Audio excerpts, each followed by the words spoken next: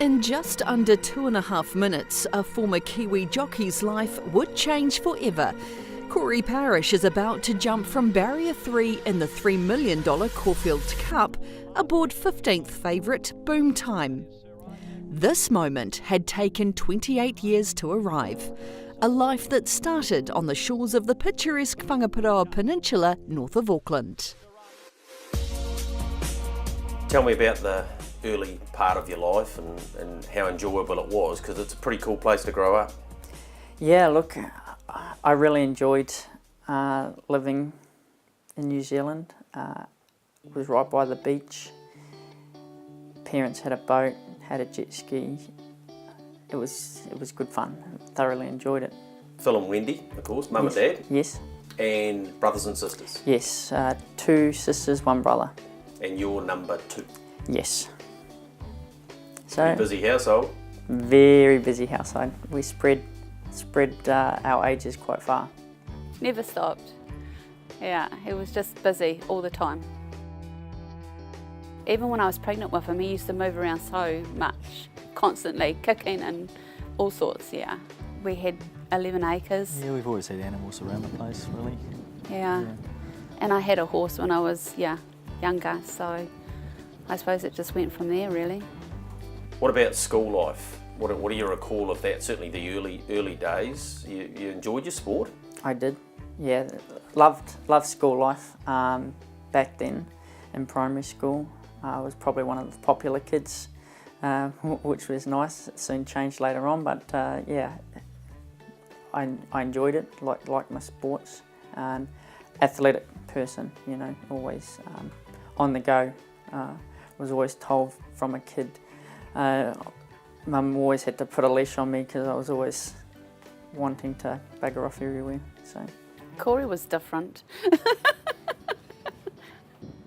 Yeah, he never really went with the trends of, like, with music. He wasn't into the same music that a lot of other kids were, really. He sort of had his own idea of what he liked, and, you know, so he never really tried to follow the crowd, really.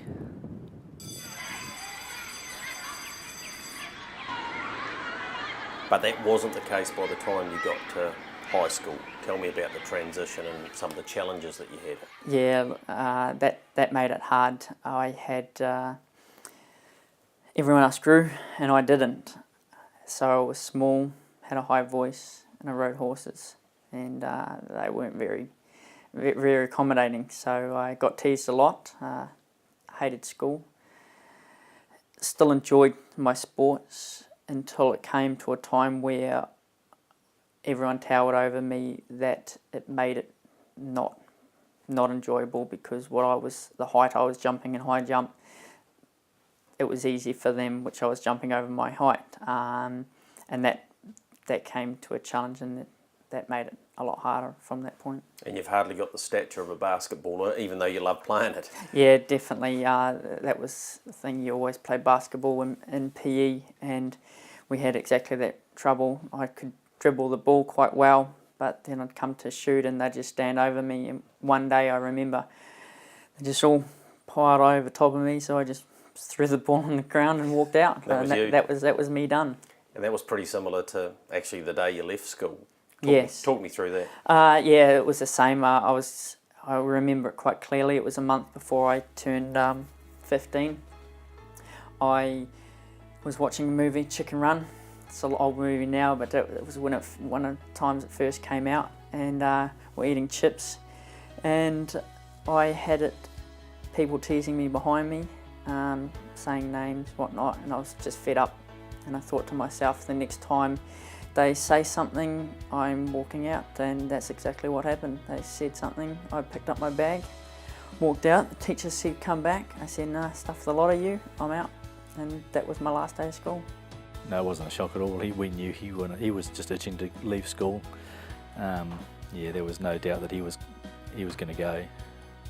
I used to buy calves at the sales, and I used to call past the school and pick him up, or he'd stay at home and come to the sales with me and help me with the calves. So yeah, he didn't mind not going to school at all. I was a bit young for it, but I do know he did get picked on. I was still at primary school, but he did get picked on quite a bit, but it was always kind of like he knew he was going to be successful, he was going to make something of himself. And he actually did come back when I was a bit older, and he came back and gave a speech to the whole school at the assembly, and it was really good, like people hearing what he had to say and knowing that he did actually get to make something of himself. And that was before he went to Australia, so it was even before like all this, you know, everything else he did. We knew his path was pretty well set because he had already been doing for the school holidays and stuff like that. He was riding, you know, down at Cambridge, and you know, it was pretty well a foregone conclusion he was going to go. He was just waiting to turn 15. As soon as he was 15, within a week he was gone. Where did horses fit in here? Because outside of your mum and dad being a little bit interested, your grandparents having some sort of interest, there's no real racing background, is there? No racing background at all. I think great-great-granddad or something down on my mum's side, trainers. I don't know if any of them were jockeys, but I know they were a little bit, but a lot before what I knew. I never met them or anything like that. So no, not really any racing. It was just once Mum brought a horse, and that's what incented us to move from one area to another. So you did the pony club thing?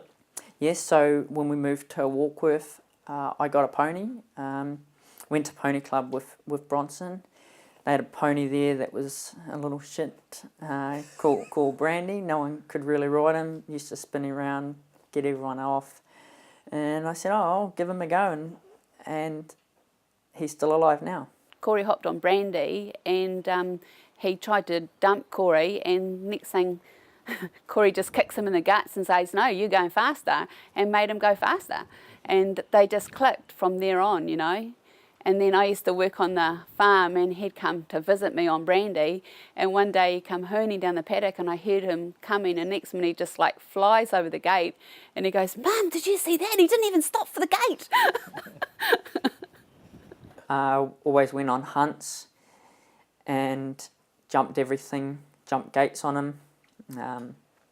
It was, yeah, I think everyone would try and pull him back, and I said, you keep going. Yeah. And I think that's why we clicked. So you go to work for one of the more famous couples in New Zealand racing history, Alan and Linda Jones.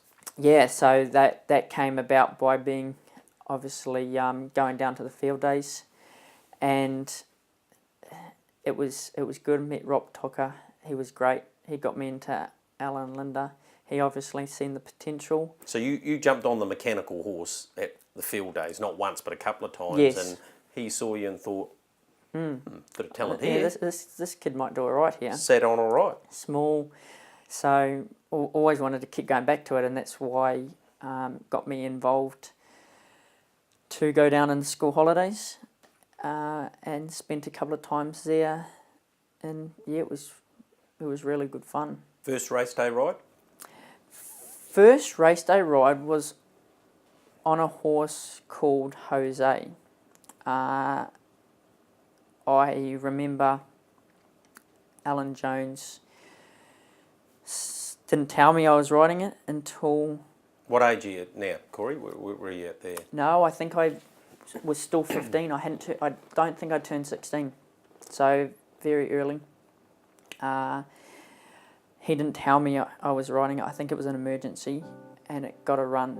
And I think I just started getting gear organised, but he didn't want me to be expecting anything. And then he said, I think that morning of or the day before, oh, you're riding this horse today. So that was it. Didn't have anything to think about. So, and then 11 rides later was my first winner. And that was? Diamonds Are Forever. Diamonds Are Forever, still the leader. Down by the 200 metre mark, has shaken them off again. Out 2.5 lengths to Lord Ponsonby and chatting. Then Sacred Sun, Sun Kai. Season's greetings down the outside. Lord Ponsonby starting to reel. Diamonds Are Forever now. Diamonds Are Forever, Lord Ponsonby and Sun Kai. Diamonds Are Forever. A track that you had your ups and downs on. Yep, without a doubt. So that was a up. Rotorua plate was an up, and breaking my arm and up high here. Had to get a plate in and set me out for 7.5 months. Was a bit of a downer. They redone the track and it was a second trial, and horse slipped after the line and I went down on the crossing. Sam Collett also slipped behind me. Completely different incidents, didn't hit each other. Came down, Mark Hill was behind that. Nearly hit Sam's horse, nearly fell, just got back up, and at that point I had rolled, was back onto my feet, and he ran me over, hit my arm, and it nearly compounded it, went flying behind my back. So, Nice. yeah. What'd you win the Rotorua plate on? Intransigent. Ah. He was a good horse. Yeah, a very good horse. He was a very small horse.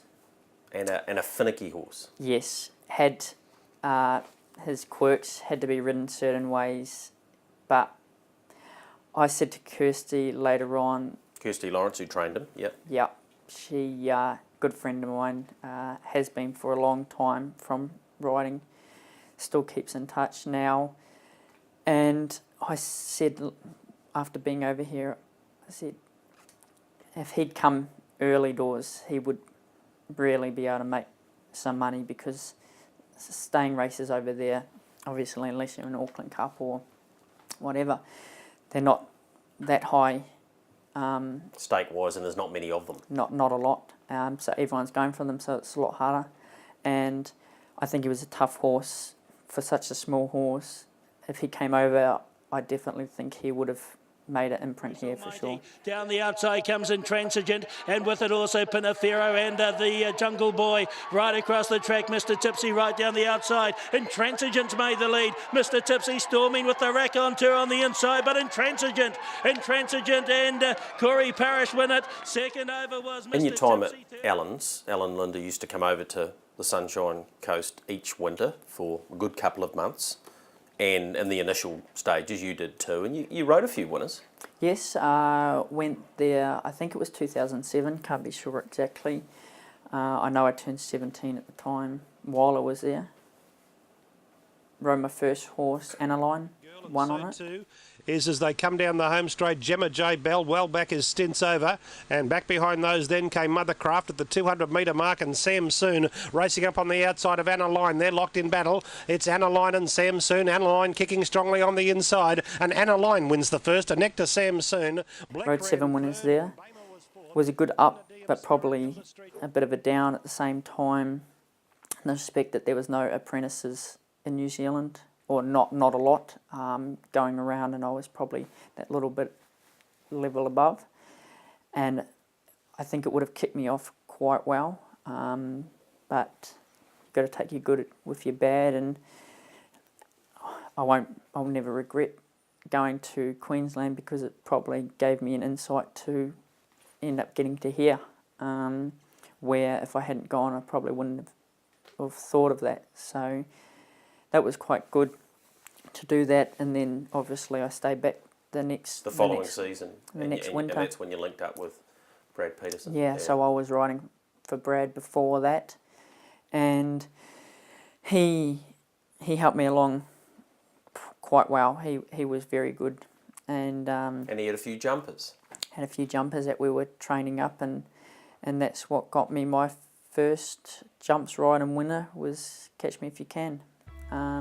For Brad, and obviously I'll never forget the day. It was Avondale, and James McDonald had his first day riding, so I won my first ride over the jumps, and James started out. Looming up is Catch Me If You Can in the straight. 400 metres left to go. Relief the leader from Red Bunting, Uncovered, and Catch Me If You Can advanced, and then we've got Crack King down past the 300 metres. One fence left to go in the Lazy Boy chair hurdle. Uncovered took over from Catch Me If You Can. Uncovered, Catch Me If You Can stood off and jumped it like a stag. Catch Me If You Can and Cory Parish, and Uncovered on the inside for Paul Boylan. Down they go, but Catch Me If You Can with the speed on the flat raced away to give Cory Parish his first winning ride over the fences in his debut.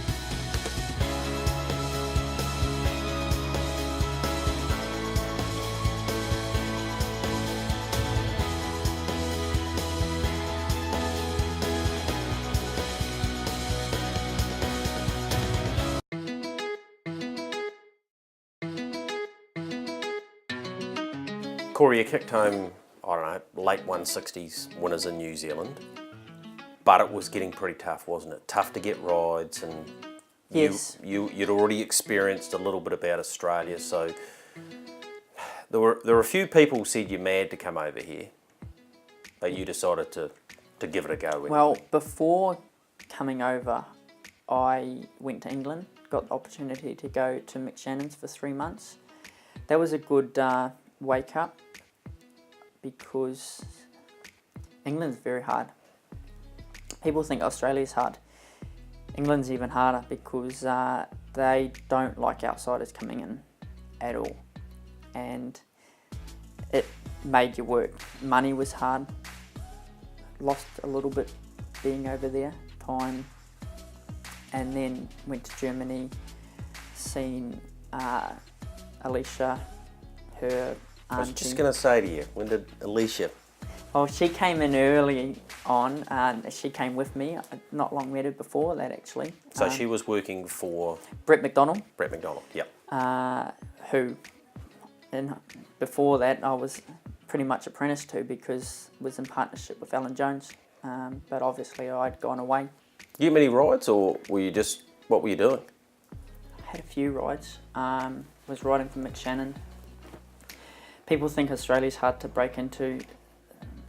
Australia's easy compared to England. They're very, they like their own breed. Protective. Don't like outsiders. Of their own space, yeah. Don't like outsiders coming in. I know when James went over, first time he went over was actually the same time I was over there. And so we've had a little bit, me and James. And even he struggled. Yeah. And he was leading rider before going over. Found out that we were having Ruby, our daughter. Went to Germany, then went back to New Zealand. Sold a lot of my stuff because I was planning on coming straight from England to Australia. Thought, well, we're having a child, we'll give it one more crack. Rented a place in Morrinsville. Rent was $4.50 a week back then. It was hard. Wasn't getting the rides. Was getting a lot of debt. Didn't really want to work either.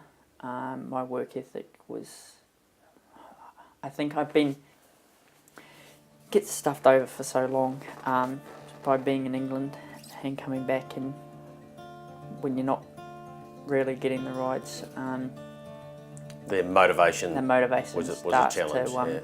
Starts to disappear. Cory and Alicia returned to New Zealand where their daughter Ruby was born. Soon after, Cory spent several months working with his father in his construction business. But money was tight and Cory was about to hit rock bottom. It probably pushed me because I was as low as I could ever go.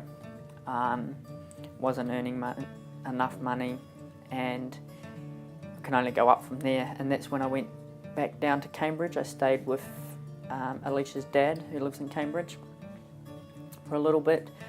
Started writing work for a few trainers, and I had spoken to Brett McDonald, and I said, went to dinner there with him, and I said that I wanted to go to Queensland, and he said, don't go to Queensland. He said, I know you've been there, I know the lifestyle's good, but he said, if you go there, you won't be able to make it in Melbourne. But he said, go to Melbourne first, because if you then can't make it in Melbourne, you can you'll always go up to Queensland. But he said it's a lot harder to do it the other way around.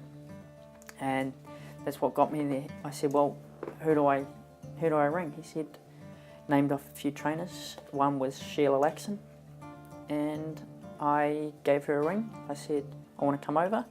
Have you got work? She said, yeah, come over. Come ride some work and help you out. And she lived in Seymour, and that's what's brought me to here. Going to another country and starting from scratch, it was a big move. But he'd made up his mind that he was going to do it. He was determined. Following a stint with John Simons and Sheila Laxon, Cory was offered an opportunity with Victoria thoroughbred powerhouse Lindsay Park. Lindsay Park, we could be in Christchurch, New Zealand. There's that many Kiwis here. Yeah, no, we're lucky. We're supported by the New Zealand staff who are very competent horse people, and we're lucky to have them. A couple of those that have been very successful. We'll start with Cory Parish and how it came about that he ended up with you guys, and obviously has had great success since being here. Yeah, he's a bit of a journeyman jockey, and he wasn't getting a lot of support. He was struggling, and he moved to a nearby town of Seymour, which is about 30 minutes away. So he came to us, approached us if he could ride a bit of track work, and I think he did the first few months probably without even a race ride, but he was turning up every day, and we were paying him to ride track work. And once he started trialling a few horses and having a little bit of success and winning on horses in the country, then he stayed on them and progressed to them in the city. And he's lucky he can ride light, and he's strong, and he works in with the team. I don't know what that was, but its back legs are going funny. Yeah, so how does that work with him now? Because you're actually, retainer's not the right word, but effectively you're one of their track work jockeys, and they pay you on a weekly basis, which gives you a base. Pretty much. So I don't get a lot. It's virtually just to cover my travel, and that they can sort of call on me. And so they've got pretty much first dibs on me. If I say I want to go somewhere else and they said, look, we need you in the morning, well, I'm there. I can't say, no, I'm not going to be there. So that sort of helps them out in that respect. And I suppose I like having a jockey that can do, I only go and do gallops. I don't ride slow work. We've got that many horses that I'll ride between 5 and 10 horses, sometimes 12, but not often, a morning. We've got jump outs and gallops, and that's what I do. Every now and then I'll go up the slow track. We call it an NT, and go up the side there before you gallop, so it's got a bit more of a warm up. But that's as far as I normally go for slow work.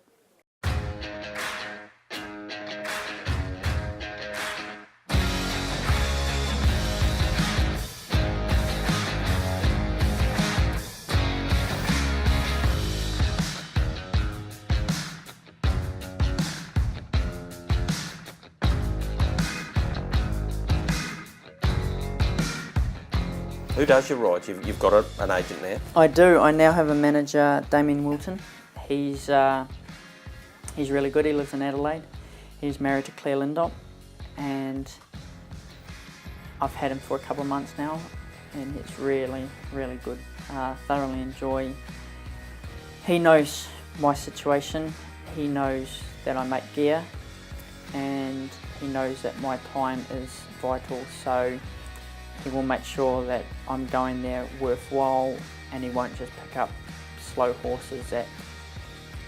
He said, his words, if you're that stretched for 200, I'll give you 200. So... Right. That's the man you want then? That's what I want.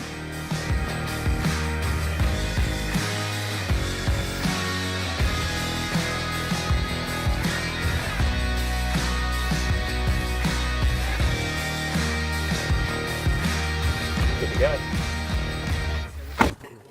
Where's your car? Mate, it's got sent to the panel beaters. What's this, mate? Chocolate bar? Yeah, I've got to Nice, keep my nice. energy up. I've had a big day today. You've had a big day. We can sit at the races waiting for you to... Get out. You only had 2 rides. Cory, we're here for you. We're here for you. I read somewhere you do about 100,000 Ks a year. How accurate was that? It's Yeah. pretty Pretty right. Yep. So... A couple of thousand Ks a week. Yep. 2 weeks ago, I drove just shy of, it was my phone. I have to It maps I have how far. I have to logbook it now. Because it's that far. No, yeah. they've brought out a new rule for me to claim, and because I don't have a 4-wheel drive, I have a Normal car. Yep. I now have to have a logbook all year round instead of every 3 months of a year. So you do that on your phone? So There's an app, is it? I've got an app, Yeah. and I've got it's called iBeacon. I have a beacon in my car that's Yep. Bluetooth. Mm-hmm. I have one in each car, and that automatically logs it when I'm driving. Now, worked out So when was 2 it? weeks ago? Yeah. Yeah, Queen's birthday weekend. Yes. Road track work Euroa, Friday morning. Mm-hmm. That's an hour return trip for me, 130 odd Ks. Yep. Drove from there to Swan Hill races, which is 3 hours. Rode four or five horses This is on the Friday. on the Friday. Yep. Because it's 3 days there, don't they? They race They race Friday, 3 Saturday, days. Sunday, and you won the cup on the Sunday. Yep. Yep. Drove to Adelaide from Swan Hill. Which is how far? 5 hours drive. Actually longer, but I was rolling along. Right. I think it's about a 5.5 hour trip, Mm-hmm. nearly 6. Stayed the night there, rode 6 at the races. Adelaide, Morpheville. Yep. Had a second, didn't have any winners. Stayed the night there. Left 7 o'clock in the morning. Drove back to Swan Hill. Rode there, won the cup, drove home. So it was 1,800 Ks, 3 days. And then I had to be back at the track Monday morning. And I said to them, can I have Monday morning off? I said, we've got jump outs. Monday's a busy morning for them. Now let's be absolutely fair, Cory, you're half a weirdo. Yeah, you could say that. Had a good chat to Tom Dabinick about some of your traits and the canteen. Let's start there. Bring your own tomato sauce, I do. Comes from New Zealand. your own pepper. Yes. Well, actually, they have the pepper, but they use white pepper a lot, and I don't like white pepper. So Right. they have another container. They always pull that out for me, which is good. Tell me a bit more about the sauce, because you were saying before something about chutney and tomato, So- and you were confusing me. Well, it's a New Zealand brand. Well, it's an Australian brand. I didn't realise until later on that it was made over here. Right. It's a Whitlock and Sons tomato chutney sauce. I've had it all my life. It's the nicest sauce around, and I just got a package from my mum. Arrived yesterday. Had 2 bottles, big bottles in it for me. That keeps me going.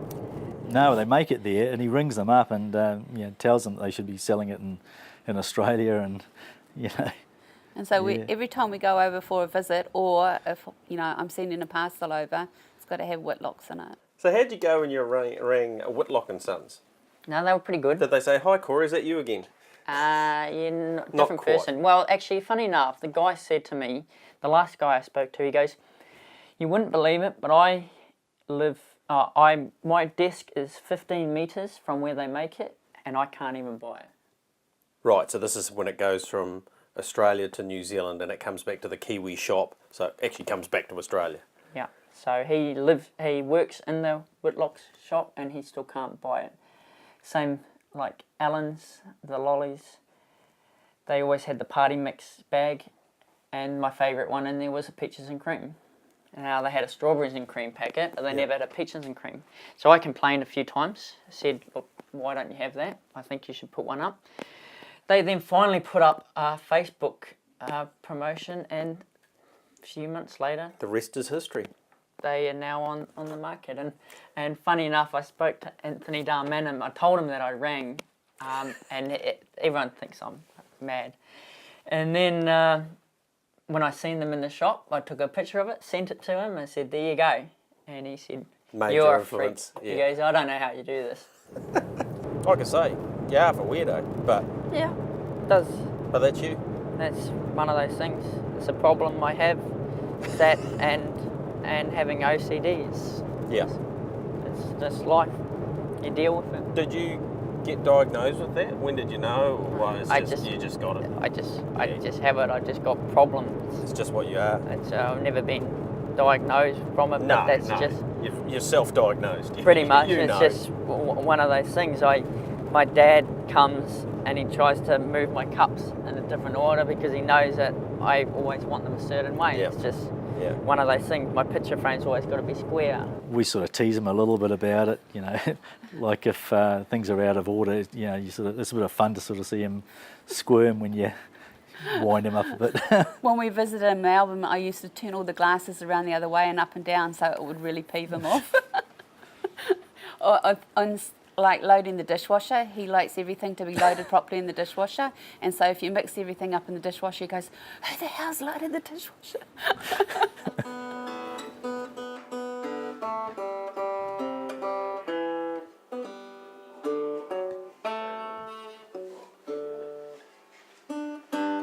Right, this is Earl. This is Earl. And As this is the cabinet you made. It is. I made this from scratch.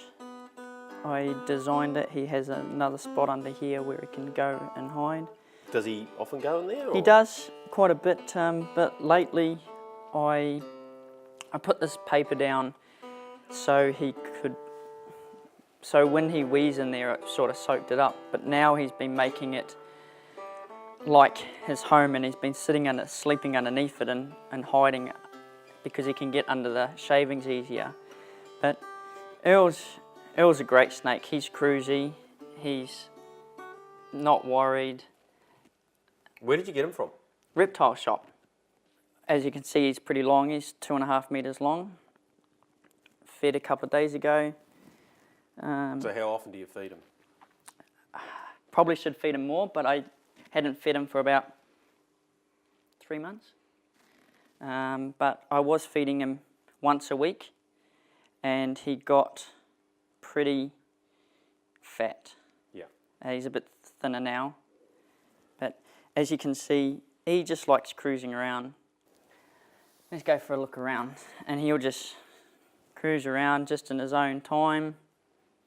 Not worried. He won't try and go. I did stand on his tail once outside, and he wasn't obviously impressed with that. See underneath, see how it splits apart? Yeah. So that comes apart. Right. And he dislocates his jaw to be able to swallow, and then he retracts it back. Amazing, isn't it? Yeah. But yeah, he's really cruisy. Cage, mate. Cage. Cage. Cage. It'll be really good. I know, really good. Look, I reckon. Hey, how about next time? No, because you won't be next time. Look, come on. Here we go. Look, Here we see? go. Hello, Earl. You remind me of Earl Harrison. Yeah, Slippery. bit sly, bit like Earl. Earl's. I can feel him tensing up, mate. Earl's a good friend. No, he's not tensing. He's just wanting to move. Yeah, See? we'll move him back into his cage. So eh? he'll just slide along. There you go. No fear. See? No fear at all. Can do it. Mary should be here too. Yeah, no chance. That's not going to happen though. She's not even in here for the interview. No, she doesn't even want to see that he's See you. out. But yeah. That's it. The track by.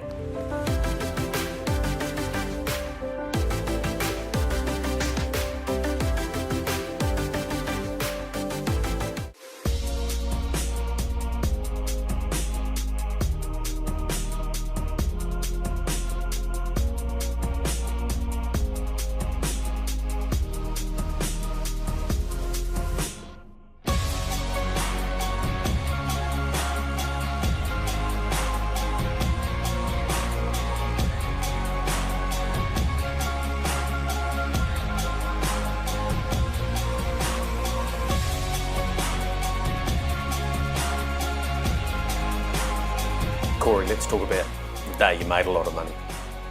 That five year to the day that you arrived over here.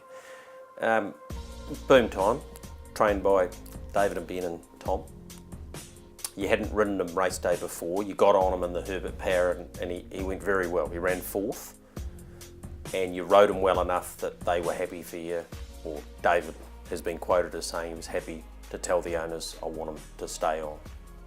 He owned the horse at the time. Well, he told himself then. So I think I nearly missed the ride in the Herbert Power. Traffic was diabolical getting down. Couldn't get in one of the entrants, had to go around. And finally made it in. Damien Lane was waiting there. And I said, no, I'm here. So rode him, went super. Just would have liked him to relax a little bit better.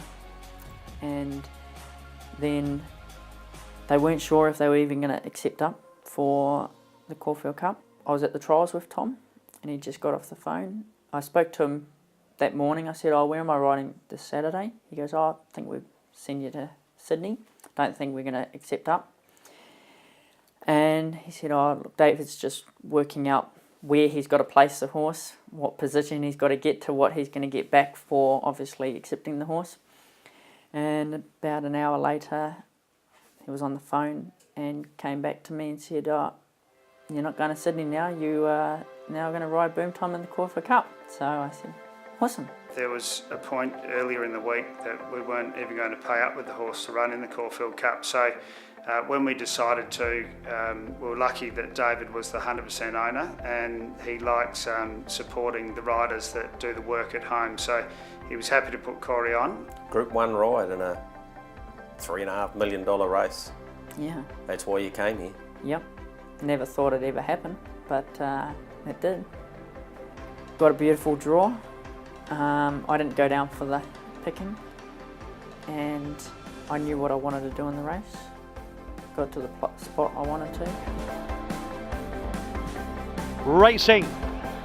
Yeah, talk me through the run. So he jumps out of the gates really well. Yep. And you're able to put him exactly where you wanted him. Pretty much. Until about the 500 or 600 metre mark. Yes, well, the stablemate's horse, I can't remember what one it was called.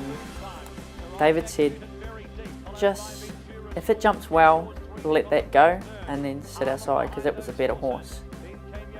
He was sort of looking after that.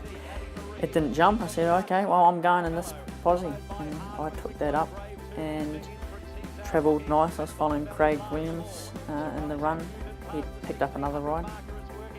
And Caitlin Mallion had to send her horse, a Lloyd Williams horse.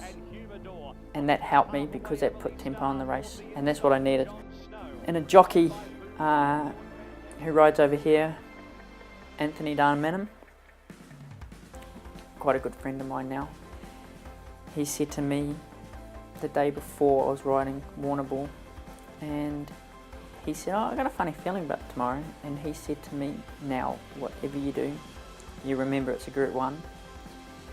They will not give you an inch out there. He said, if you see a gap, just take it. Before you even know that gap's there, before you even have the chance to think about it, just take it. And that's pretty much what happened because I couldn't get outside. I seen the gap before anyone else got there, and I think it was then Mellon, I think behind me, he went to take it, and I made sure I took this gap. Because he was travelling. Yeah, yeah. And I thought, geez, I've come through here all right. He's going straight, hit him. And I seen, is it Regal Glaze? What's the second horse? Kathy O'Hare was on. Single Gaze. Single Gaze. I knew it was. Yep. Okay. Yep. Forgot. But I seen her in the corner of my eye and I thought, geez, 100 metres, I'm still going well here, and started kicking on. And it's between the 150 was when I realised that, geez, did this actually happen? And yeah, come over in front, didn't know what to do. Race. Boom Time runs up behind them. John Snow the outside from Lord Vandango, and back in the field then Johannes Vermeer into the straight. Single Gaze at the 250 takes the lead from Humidor. Boom Time between horses. John Snow down the outside from Lord Vandango. The leader Single Gaze approaching the 100 metres. Boom Time back to the inside. Johannes Vermeer's charging through. Boom Time at the 50s in front. Boom Time has won the Caulfield Cup. Single Gaze second, Johannes Vermeer third. Cory Parish, Group 1 winning rider. That's something you will get very used to listening to. But what a ride from you, saved all the ground. What a result for you, young man. I couldn't ask for any more. Been here 5 years now. I've been working for David. He owns a whole horse and he had the faith to put me on today. And I said, I just want to repay him, and I've done that. It's just been fantastic. Let's talk about Cory Parish and this opportunity for him to get his first Group 1 success in a Caulfield Cup. It's an amazing achievement. Yeah, fantastic. He rides a lot of track work for us and misses out on a lot of good Saturday rides. And when I had the ownership of this horse, it was a pleasure to put him on and reward him for all his hard work. And how cool to do it for David Hayes, who'd basically given you a lifeline. And Without a doubt, can't thank them enough. They've sort of done everything for me. Words can't describe how much they've helped me along. It was in his colours, his father's colours, Colin Hayes, which he hadn't won a Caulfield Cup in those colours. So that was another thing again. And really enjoyed it. Boom Time has won the BMW Caulfield Cup. Cory Parish. A red letter day for Cory Parish, David and Ben Hayes and Tom Davinick. big stage, Caulfield Cup, but it led into the biggest stage. Led into the Melbourne Cup, and phone was going off. To be fair, it was hard work after that much media, commitments, phone calls, radio, everyone wanted to talk to you, interviews, and that was hard. That was hard work because you're still riding as well, leading into the Melbourne Cup. And Alicia, to be fair, I was actually exhausted by just drained. He had 51 kilos, can't remember what it was, and so I rode light for that. 2 days later was under 50 kilos, just relief, mentally drained. Buggered. And Alicia said after I didn't win the Melbourne Cup, she goes, "You're probably glad you didn't win the Melbourne Cup because you imagine how much it would have been after that." So it was always a dream to be able to ride in a Melbourne Cup. I never thought it would happen. I never said I would want to win the Melbourne Cup. Everyone wants to win the Melbourne Cup. In my book, when we did the apprentice thing, when I first started, I said, I just want to ride in it. So that's ticked. He struggled in the Melbourne Cup, too far, too slow a tempo, didn't run the trip out. And obviously Caulfield Cup invited him to Japan Cup. And that was another leg again. That was amazing. Alicia went with you? Alicia went, all paid for, business class, accommodation, whole lot. David was there, his wife Prue, twins, Will and JD. Was a good time, was something out of this world. You go under the track to get out onto the main track, and as you're going under, you can hear the roar. And turn around and you just look, and there's just people all the way up. Just all you see is people, and they're just going off. And you're just going, wow, this is actually happening. So, yeah, it's probably still hit now. Yeah, just incredible experience. Amazing. Now, when you won the Caulfield Cup, there was a bit of an issue there, wasn't there? I bought a jet ski. Yeah. That didn't go down so well, did it? Nah, not ideal with my wife. She was in New Zealand at the time. I didn't tell her. I was lucky I had enough money in the bank that she didn't notice. Over 10,000 disappearing in one hit. Because nearly 70,000 had dropped in for riding the Caulfield Cup winner. Had. I think we had a look at your stats before, and you'd earned $1.6 million in stake earnings in New Zealand in your time there, and in 2 minutes 27 or thereabouts. Yeah, whatever it was. I made 1.75. Well, the horse won, yeah. And that's my whole life, 6 years in New Zealand. So it's amazing how that changes. I had a jet ski experience when I was a kid, with Dad having bought us a jet ski, a boat. I wanted that same thing. Fun with Ruby. Yeah. He just sent me an emoji like this.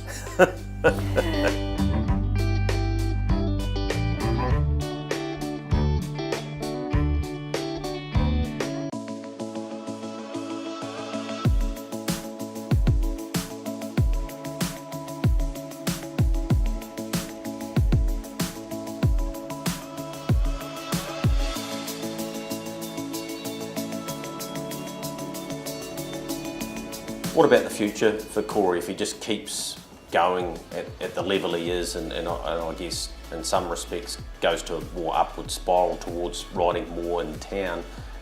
It seems pretty bright. Yes, yeah. Well, he hasn't got many vices, and he works hard, and provided that his weight stays under control, I'd say he'll be in the business for a long time to come. He also works very hard at making a lot of gear, which you guys have been benefited of that. Ptrain products, I think he calls it. But he makes girths, and I think he's even started making saddles and a whole range of stuff. So makes a lot of our track work bridles, breastplates, and so forth. So no, he's got good attention to detail, and his quality, his gear is good quality. Together. Once.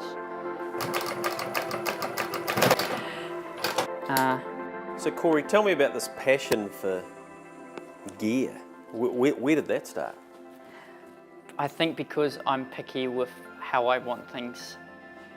I thought what I first was doing was going into Persuader, and I would say I want it like this and like this and like this. And then I started making it in there. I'd just get them to sew it up. And then it came to, well, why don't I just do it myself? And that sort of started proceeding from there. And now I have my own range. Ptrain products. The heck is this? Some would look at it and say it looks like a saddle. Yes, it is. It's the latest saddle. It's my prototype. At the moment it weighs 124 grams. A what? 124. Grams? Grams. I got the tree made over in Queensland from a carbon fibre place. I sent him another tree. I said, don't copy it, but I need it to be, similar weight, go in same design. So he made me up this. I then told him I needed to alter it, and he's now making me up more. So I had to buy 20 at a time, and I've probably already sold 10 of them. Now, they've been used race day. Race day, Jamie Mott. Yep. Jamie Mott used it first. He was my test dummy, as you would say. Were you nervous watching it? Were you in the race that he... I wasn't in the race. Right. I was watching it, and I was nervous. I won't lie. I suppose it would probably be the same equivalent as if it was a punter on a red hot favourite, and it's back going, oh, what's this horse doing?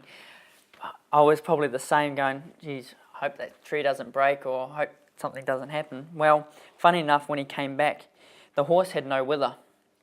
So that's always a test for a saddle, as it is. No breastplate, no wither, and he said it sat really well. So I was happy with that. He then used it the next day, won on it, which was good. I told him, I said, I've got to make a couple of adjustments. I'm changing some things around, and I said, I'll make you up another one. I'd like it to get to 115 grams, and then it will be one of the lightest on the market, and that's going to benefit a lot of these. How much? I retail them at $450.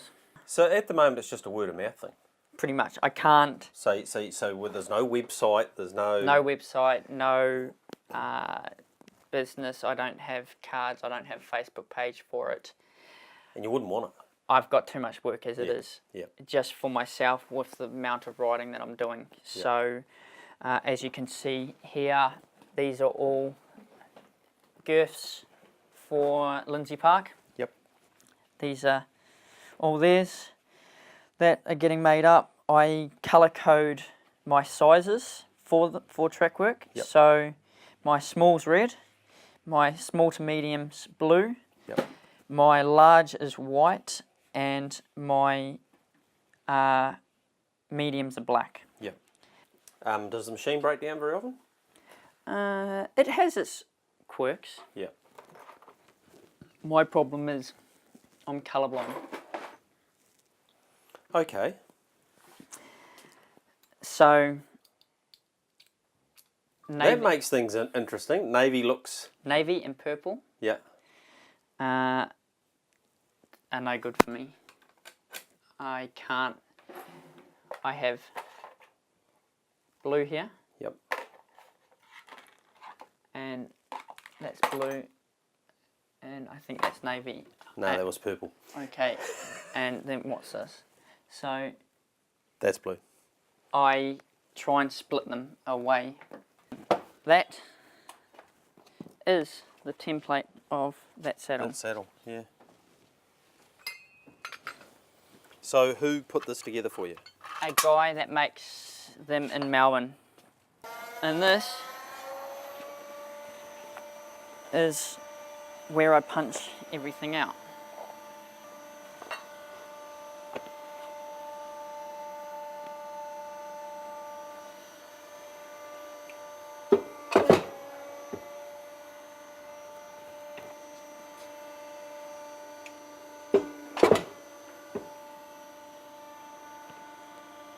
So that is my design. I put the diamond shape.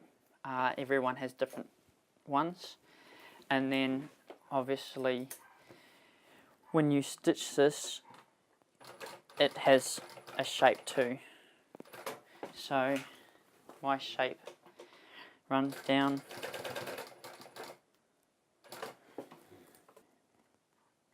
I always count my stitches. So when I've gone down, I need to know I've done the same exactly to the match same. it back up. Yeah. So I've done stitch, and that is where my OCD sort of Kicks in. yeah. And that is my finished diamond. So I just match that diamond in the middle. Makes me sew over top of the webbing piece I put inside for extra support, crossed over, and that should never break.